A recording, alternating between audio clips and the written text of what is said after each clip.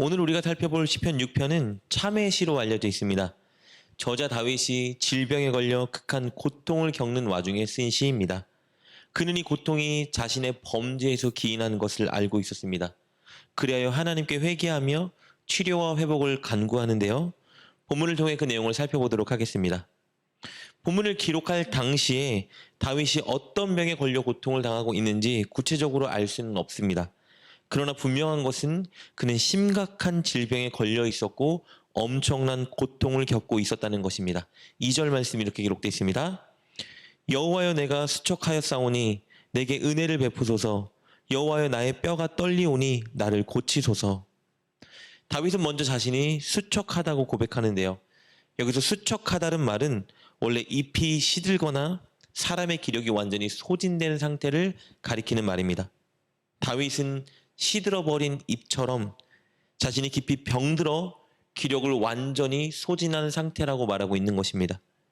게다가 이어서 그는 자신의 뼈가 떨린다고 고백하고 있습니다.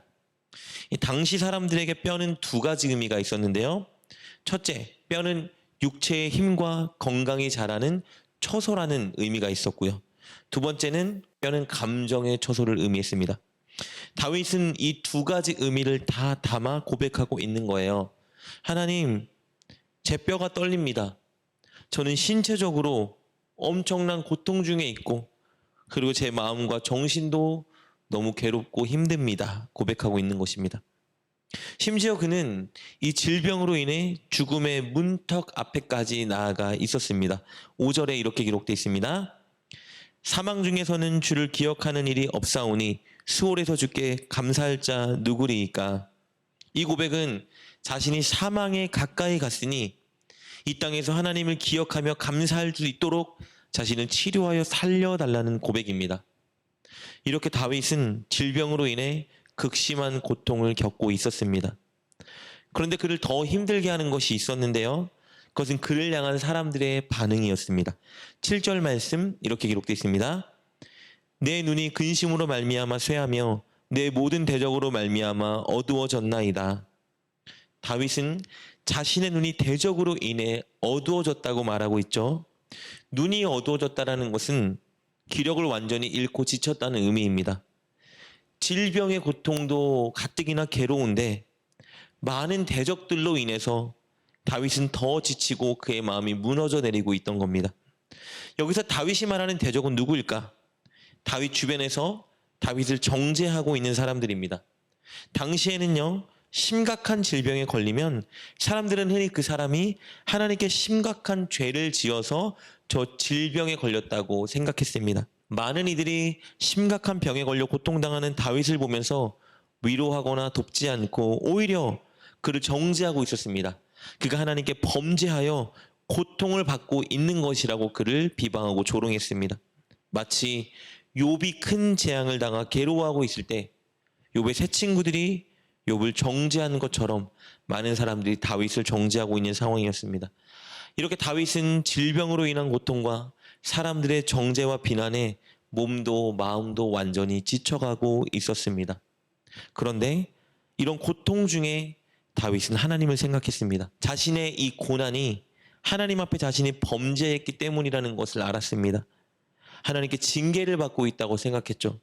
그래서 그는 하나님께 이렇게 호소하는 겁니다. 1절 말씀입니다. 여호와여, 주의 분노로 나를 책망하지 마시오며 주의 진노로 나를 징계하지 마옵소서. 다윗은 자신이 하나님께 잘못한 일을 뉘우치고 하나님께 용서를 빌었습니다.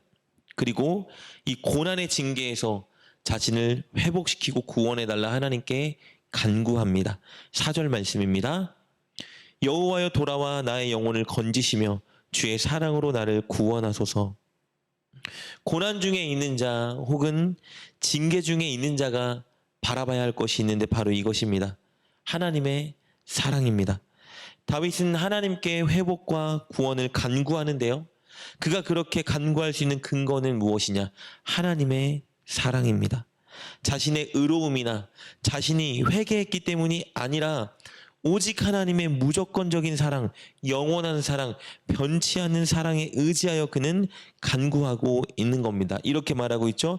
주의 사랑으로 나를 구원하소서. 우리도 마찬가지입니다. 우리가 하나님께 구원과 치유와 회복을 위해서 간구해야 될 근거는 오직 하나님의 사랑이어야 합니다. 그리고 우리가 응답받고 우리가 승리하고 우리가 잘 되었을 때 우리는 반드시 기억하고 명심해야 됩니다. 우리가 그렇게 된 것은 우리의 의로움이나 우리의 노력이나 우리의 기도 때문이 아니라 오직 하나님의 자비하심과 인자하심, 즉 위대한 사랑 때문이라는 것을 말이죠.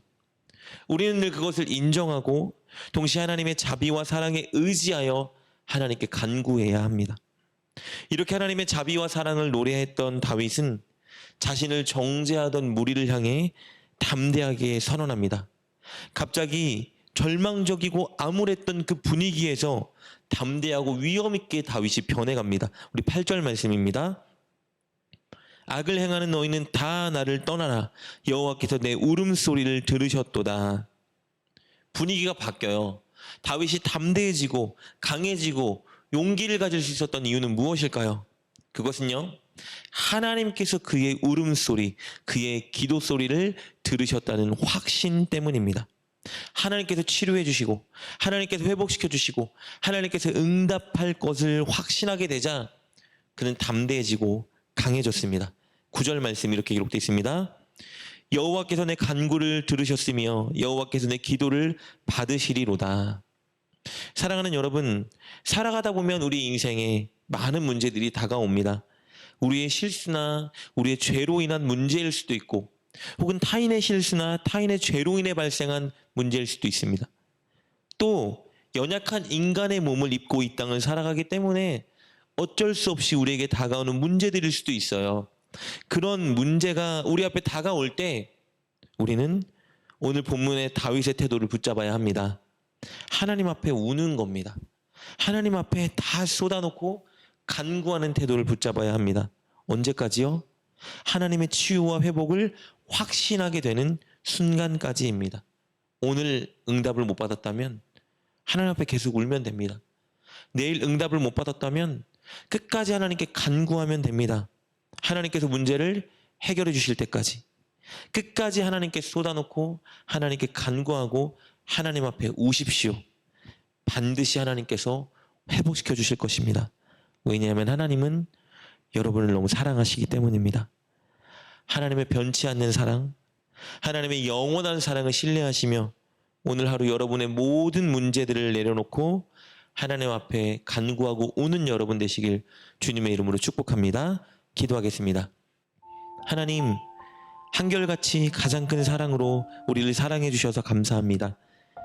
늘 우리를 향한 하나님의 충만한 사랑을 의지하여 하나님께 모든 것을 맡기고 간구하는 우리가 되게 하여 주옵소서. 고난 속에 늘 하나님 앞에 울고 하나님께 털어놓고 하나님께 간구하여 하나님의 응답을 확신하고 경험하는 우리가 되게 하여 주옵소서. 예수님의 이름으로 기도드립니다. 아멘. 오늘 말씀을 통해 깨닫고 결단한 것은 무엇입니까? 그것을 붙들고 하나님께 기도합시다. 그리고 그렇게 실천하며 하루를 살아가는 여러분 되시길 주님의 이름으로 축복합니다.